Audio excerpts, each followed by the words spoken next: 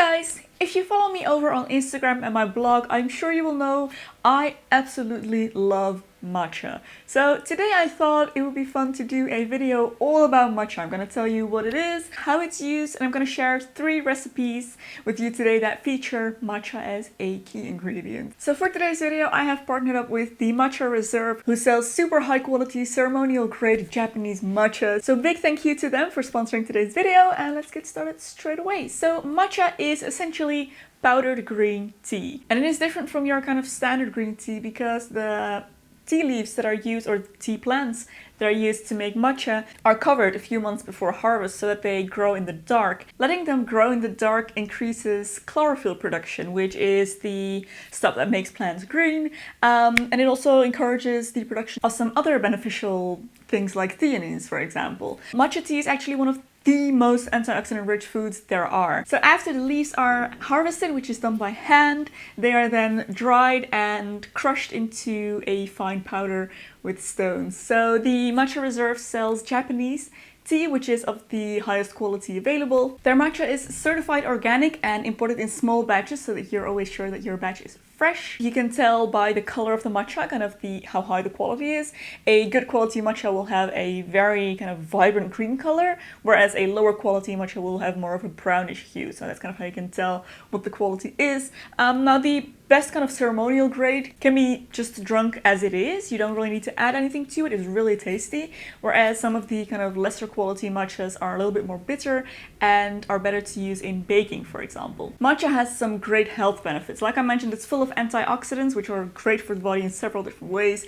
It helps boost metabolism, and my favorite is that it provides a source of kind of stable energy. It's kind of like drinking coffee, but without the jitters and the crash that you can get from it. I personally get super shaky when I drink coffee, and even when I drink black tea, but I haven't gotten that from matcha at all. It's the combination of the caffeine and the theanine that are in the matcha, and also the combination with some other ingredients that just provide a much more kind of regulated and even energy distribution. So matcha has all of the health benefits of normal green tea and more, plus you reap more of these benefits because rather than drinking the kind of infusion from the leaves, you actually consume the whole leaves in the form of the powder. So I personally like to use it for an energy boost, kind of mid-morning. I tend to use this.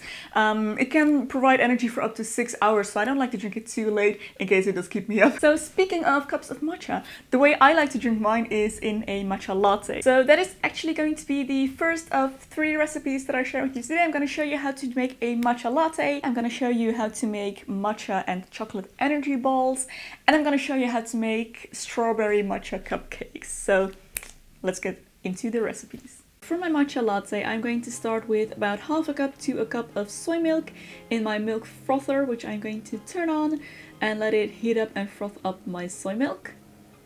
And in the meantime, I'm going to take my matcha, and I'm going to use this ceremonial grade matcha from the Matcha Reserve. And I'm going to take about half a teaspoon of this to maybe a teaspoon. Usually I would use a teaspoon or more, but if you're just beginning with matcha, you may want to start with a little bit less and kind of build it up, as the taste is can be quite strong.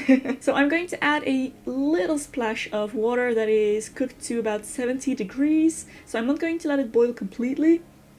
You should always, drink green tea at a little bit cooler temperatures. So then I'm going to take my matcha whisk, and I'm going to whisk my matcha with the water until it starts to form a foamy, kind of frothy layer on top.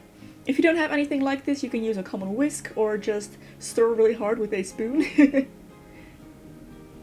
So when that is done and my milk has warmed up, I'm going to pour that into the matcha with the foam on top.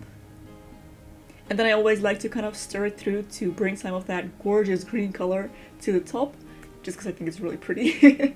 And there's your matcha pretty much done. If you wanted to make a matcha without the latte part, you could just skip the milk and add more of that warm water to the kind of frothy matcha mixture. But there is the drink done. I absolutely love this. If you like, you could add a little bit of sweetener to it as well. I personally don't think it needs it. The soy milk is sweet enough of its own.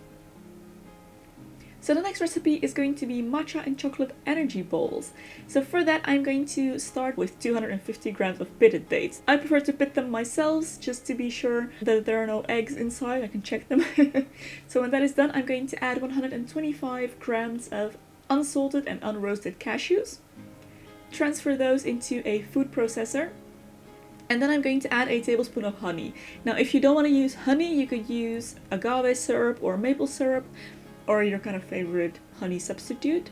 I use some locally sourced honey from a local farm. Then I'm going to add 2 heaping teaspoons of pure cacao powder. So unsweetened, just pure cacao. And I'm going to use this vanilla flavored matcha from the Matcha Reserve. And I'm going to use 2 teaspoons of that, add that into the mix as well, along with a teaspoon of vanilla extract.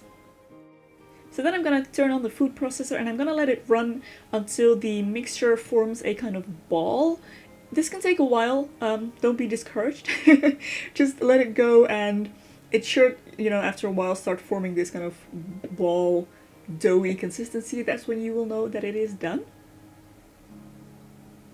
So then I'm going to take a dish and put some hemp seeds in there. You could use whatever type of seed you like. I like using hemp seeds, these are slightly crushed. And I'm going to add a little bit of that vanilla matcha to that again. Stir it through so that the hemp seeds are nicely coated in the matcha. Then I'm going to take a little bit of the energy ball dough and roll it into a ball between my hands, before then rolling it in the hemp seed and matcha mixture.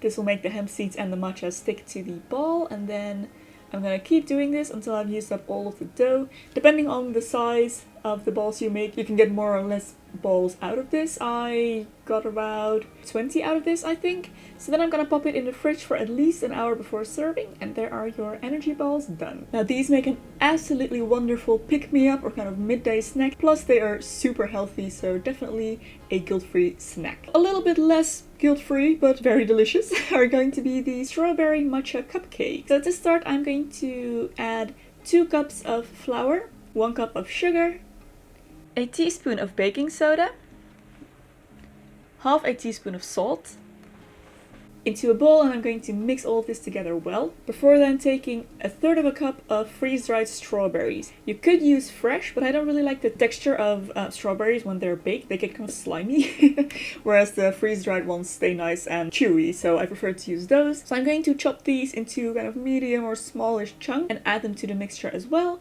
before adding 1 cup of soy milk, 1/3 cup of vegetable oil, 1 tablespoon of white vinegar, and 2 teaspoons of vanilla extract. And then I'm going to whisk all of this into a cupcake batter. So then I'm going to fill my cupcake cups and pop this in the preheated oven on 180 degrees for 25 minutes.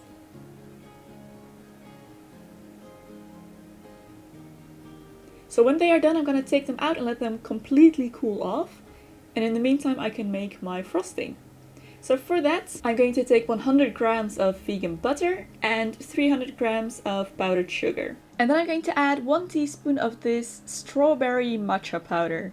I'm also going to add 2 teaspoons of vanilla extract and 2 teaspoons of soy milk. And then I'm going to mix all of this until it forms a nice frosting. Then I transferred the frosting into a piping bag, and it's time to frost my cupcakes. Now, please bear with me, I have never done this before. This is my first time frosting cupcakes, and yeah, you can tell. You can tell it's my first time. But hey, it doesn't diminish the taste, and these taste really great. You have that really nice subtle strawberry flavor with the matcha and the vanilla. It is just, they are amazing. So those were all the recipes that I wanted to share with you today. I really hope you try some of these out. They are absolutely delicious, and I really hope you do like them if you do try them out. So I want to give another massive thanks to the Matcha Reserve for sponsoring this video. They have offered a discount code for you guys that you can use. I will have that in the description box below. It is for 15% off. If you did enjoy this video, don't forget to give it a thumbs up and subscribe to my channel for loads more beauty and lifestyle content. There's another video here that you may also enjoy. You can go watch next. Thank you so much for watching, and I'll see you very soon in my next video. Bye!